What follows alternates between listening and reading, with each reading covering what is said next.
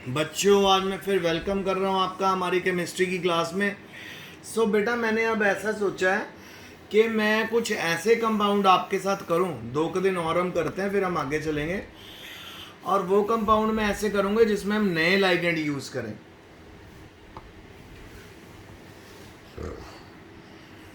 तो बच्चों, यहाँ पे अगर आप नोटिस करो, मैंने एक नया लाइगेंड यूज़ किया है जिसको हम पिरिडिन बोलते हैं। तो हम मैं आपको पिरिडिन का फॉर्मूला अगर मैं दिखाऊं तो बेटा बड़ा सिंपल है। ये है जी पिरिडिन का फॉर्मूला। ये देखो, पूरा बेंजीन का स्ट्रक्चर होता है। बस एक कार्बन को हटा के वहां पे नाइट्रोजन बना देना है, तो ये बन जाएगा पिरिडिन।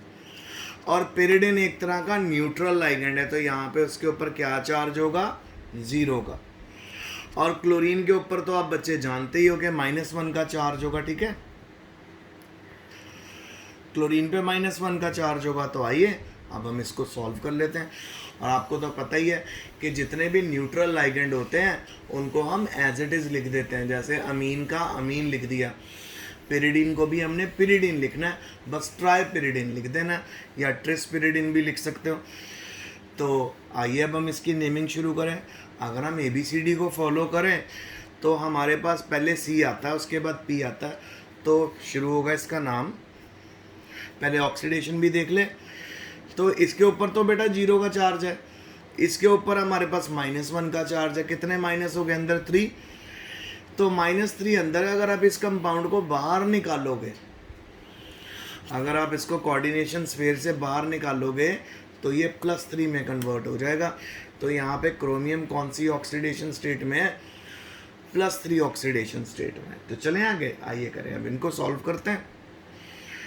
तो सबसे पहले है ट्राई क्लोराइडो। ट्राइक्लोराइडो क्यों?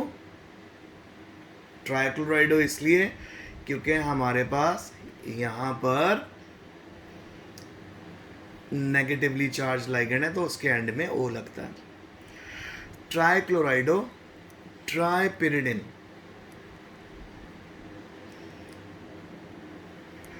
ट्राइपिरिडिन हो गया। अब यहाँ पे बेटा हमारे पास क्या आ गया? हमारे पास चॉइस आ गई है कि हमारे पास यहाँ पे नेगेटिवली चार्ज लाइगेंड और न्यूट्रल लाइगेंड सेम है। जब ऐसी कंडीशन हो तो भी बेटा आप लोगों ने इसको 8 लगाना है मेटल के साथ। क्योंकि बेटा बात इस तरह से है कि अगर हम मेटल के साथ 8 लगाओगे तो यानी हमारे पास नेगेटिवली चार्ज लाइगेंड। अच्छा, अगर आपके न्यूट्रल का नंबर 1 नंबर भी ज़्यादा हो जाता, यानी पिरिडिन अगर हमारे पास 4 आ जाते, 4 पिरिडिन होते, 3 क्लोराइडो होते, तो हम डेफिनेटली इसको क्रोमियम बोलते।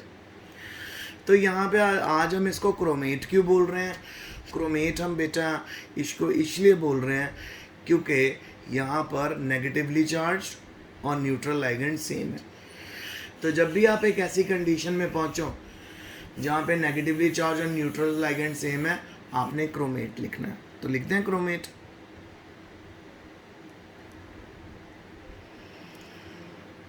क्रोमेट और ऑक्सीडेशन स्टेट कितनी लिखेंगे?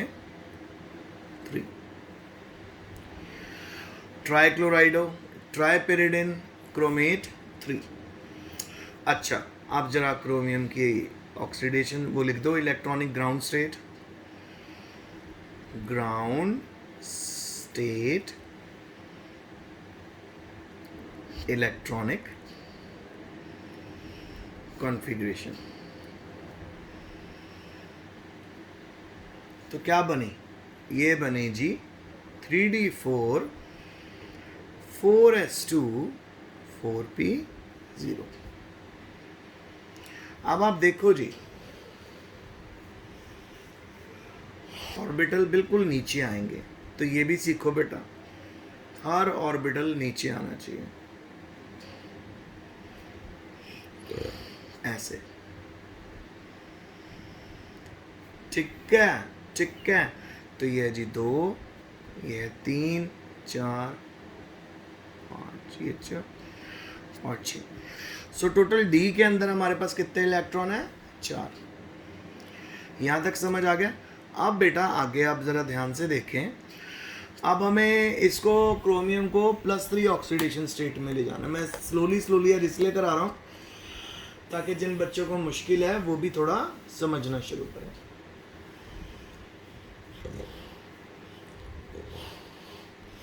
सो क्रोमियम को +3 ऑक्सीडेशन स्टेट में ले जाना है, तो बस आप 3 इलेक्ट्रॉन माइनस कर दो।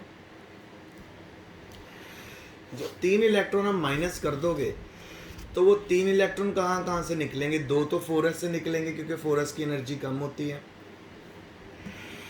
फिर उसके बाद बेटा जो हमारे पास है, एक इलेक्ट्रॉन निकल जाएगा डी से, ठीक है? तो ये बनेगी क्रोमियम 24 3 पॉजिटिव। क्या बनेगी? 3d3 4s0 and 4p0। So 3d3 लिखो जी, 1 2 3 4 5। ठीक है, अब इसके अनपेड इलेक्ट्रॉन शो कर दो। तो हमारे पास अब डी ऑर्बिटल, जो 3d ऑर्बिटल है, उसमें 3 इलेक्ट्रॉन रह गए, क्योंकि क्रोमियम को जब हमने +3 ऑक्सीडेशन स्टेट में चेंज किया तो +3 ऑक्सीडेशन स्टेट में 2 इलेक्ट्रॉन एस से चले गए, एक 3d से चला गया। अब आप डाल दीजिए लाइगेंड आगे। तो बेटा Cl3, इस पे तो -1 का चार्ज है, ये तो हमारा लो फील्ड लाइगेंड है ना। और यहाँ पे पिरिडीन है। पिरिडीन आपको पता हाई फील्ड लाइगेंड में गिना जाएगा। अगर हम टेबल चेक करें, ये देख लें,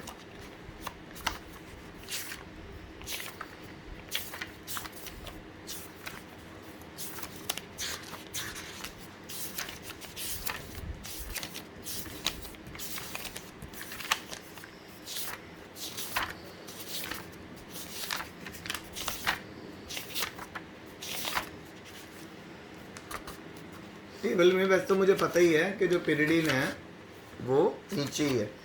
एक बार फिर चेक कर लेंगे।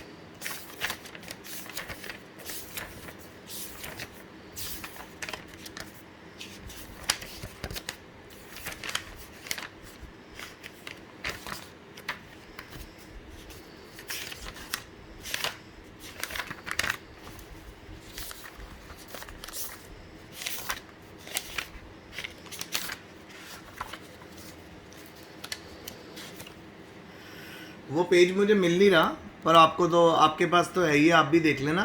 तो ये हाई फील्ड लाइगेंड है, स्ट्रॉन्ग फील्ड।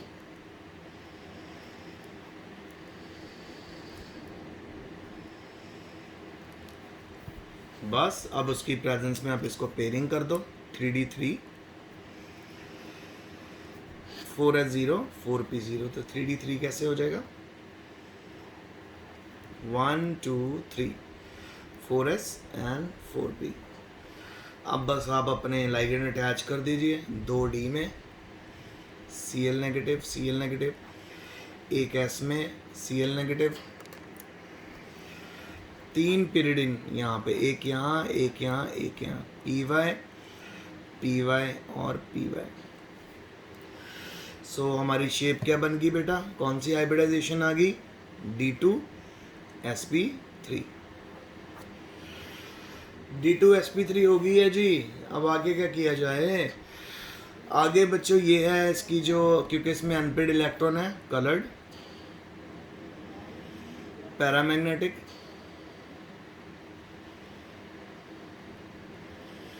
और कोऑर्डिनेशन नंबर यहाँ पे कितना होगा बेटा? 6। और अगर आप इसकी शेप, ऑक्टाहेड्रल शेप जो है वो ऑक्टाहेड्रल होगी। थोड़ा आपको बना के दिखा देते हैं। तो इस Cr यहाँ पे 2 एक्सियल बॉन्ड, 4 इक्विटोरियल, तो py Cl Cl Cl। बच्चों, अब मैं रोज आपके साथ वो वाले करूँगा जिसमें हमें थोड़े डिफरेंट लाइगेंड मिले, क्योंकि सेम लाइगेंड 10 या 8 लाइगेंड तो हमारे प्रैक्टिस हो ही चुके हैं, जिसमें एक हमारा अमीन आ जाता है, क्लोराइडो आ जाता है, फ्लोराइडो आ जाता है, साइनो आ जाता है, थायोसाइनेटो आ जाता है, एक्वा आ जाता है आपका वाटर, अमीन आ जाता है, ठीक है, अमोनिया यानी NH3।